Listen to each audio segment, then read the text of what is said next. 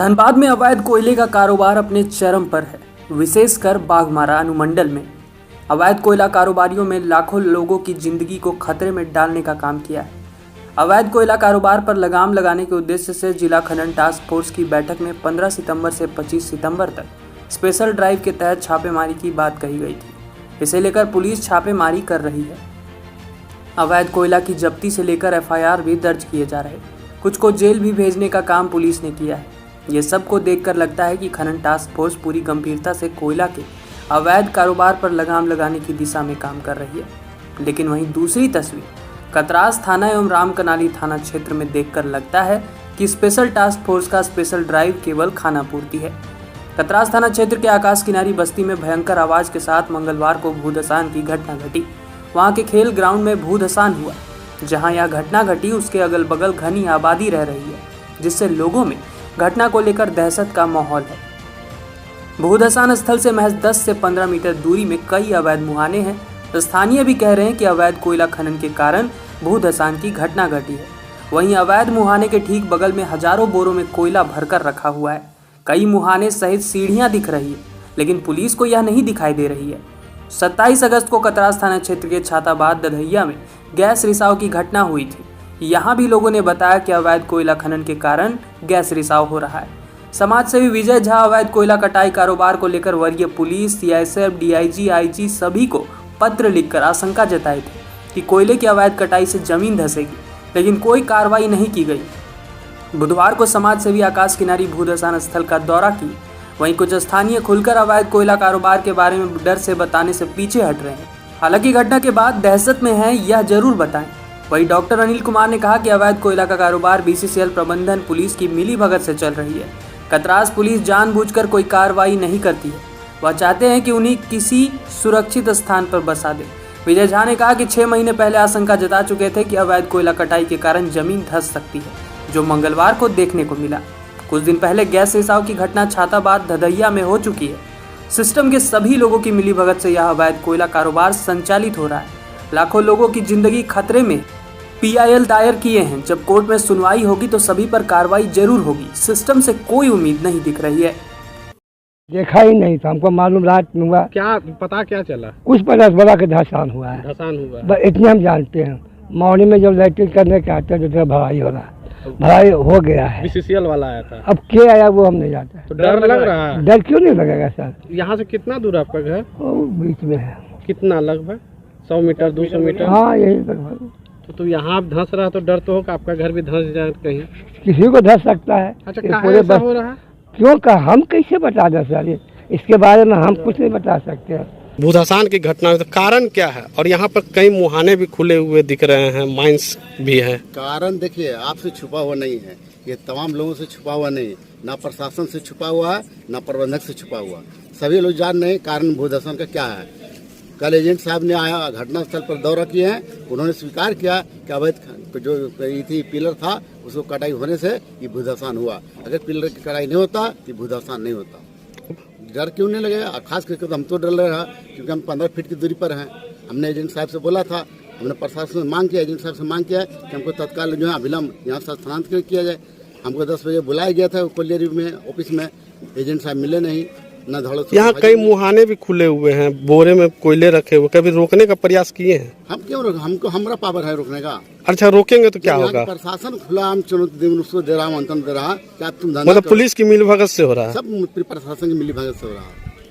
ये छुपा हुआ क्या? चाहते क्या है आप लोग एक ग्रामीण के नाते? हम चाहते हैं कि हम को यहाँ से स्थानांतरित किया जाए, और जो कर रहा है उसको जिला प्रशासन दोषी है, प्रबंधक दोषी है।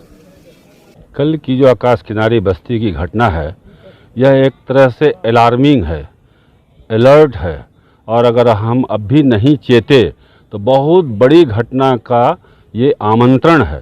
क्योंकि जिस प्रकार से अवैध उत्खनन हो रहे हैं, पिलर की कटाई हो रही है, जिसका इशारा मैंने लिखित रूप से 11 मार्च 2022 को ही CSF के DIG को भी दिया था, सारे वरीय पदाधिकारी को दिया था, प्रशासन में बैठे तमाम लोगों को दिया था कि बहुत तेज़ी से अवैध उत्खनन करने वाले पिलर की कटाई कर रहे हैं और पूरा शहर पिलर पर खड़ा है। लेकिन इसके बावजूद 6 महीने तक कोई कार्रवाई नहीं हुई। अभी पिछले दिनों हदहदिया में घटना घटी, आज कल आकाश किनारी में घटना घटी, कल कहाँ घटना घटेगा ये कहना मुश्किल है। और बहुत बड़ी आबादी वाली क्षेत्र में जिस दिन घटेगी उस दिन हज़ारों आदमी इसके शिकार होंगे। मेरा प्रश्न है कि सीआईएसएफ जब एयरपोर्ट पर सुरक्षा के इंतज़ाम में लगी रहती है, आप एक बैटरी नहीं ले जा सकते हैं, छोटी सी बैटरी भी आपके सीज हो जाते हैं, आलपिन नहीं ले जा सकते हैं, सुई नहीं ले जा सकते हैं। और वही सीआईएसएफ जब कोल इंडिया की सुरक्षा में लगी है तब यहाँ ट्रक के ट्रक, हाईवा के हाईवा और सैकड़ों ट्रकें कैसे जा रही है। सीआईएसएफ की दो तरह की भूमिका कैसे हो सकती है। निश्चित रूप से या तो बहुत बड़ा दबाव है, किसका दबाव है जिससे वो मुक्त नहीं हो पा रहे हैं, तो इसका आकलन करना चाहिए। और सीआईएसएफ यदि योग्य नहीं है तो सीआईएसएफ को हटाया जाना चाहिए, क्योंकि सुरक्षा के प्रहरी के रहते यदि चोरी हो तो चौकीदार की क्या भूमिका है समझा जा सकता है। और केंद्र सरकार की संपत्ति है ये खनिज संपदा, इसलिए भारत सरकार को भी अविलंब नोटिस लेना चाहिए। करोड़ों रुपयों का राजस्व की भी नुकसान हो रहा है, जान मान का भी नुकसान है और खनिज संपदा की भी लूट है। जिम्मेवार कौन है? जिम्मेवार सत्ता पर बैठे, पद पर बैठे सब लोग, केंद्र सरकार भी जिम्मेवार है, व्यवस्था में, कानून व्यवस्था में जिम्मेवार हैं वो लोग भी जिम्मेवार हैं, सीआईएसएफ भी जिम्मेवार है, बीसीसीएल भी जिम्मेवार है। उसकी संपदा लूट रही है और वो सोए हुए हैं। राज्य सरकार की भूमिका, कानून व्यवस्था उनके जिम्मे है।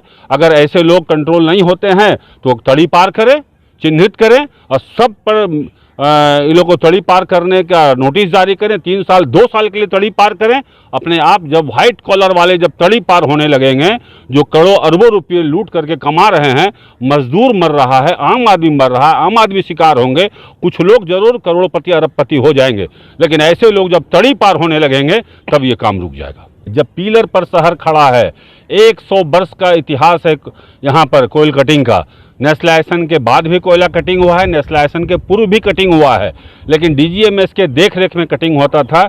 इसलिए कितनी दूरी पर पीलर छोड़ा जाना चाहिए उसके अनुसार सारा शहर पीलर पर है। कोयला तो 100 साल पहले निकल चुका है और अब पीलर की यदि कटाई हो जाएगी तो इतना बड़ा भूभाग में इतनी बड़ी आबादी, इतनी अट्टालिकाएं, इतना मार्केट, इतना यातायात, सब तो इसी ज़मीन पर चलता है।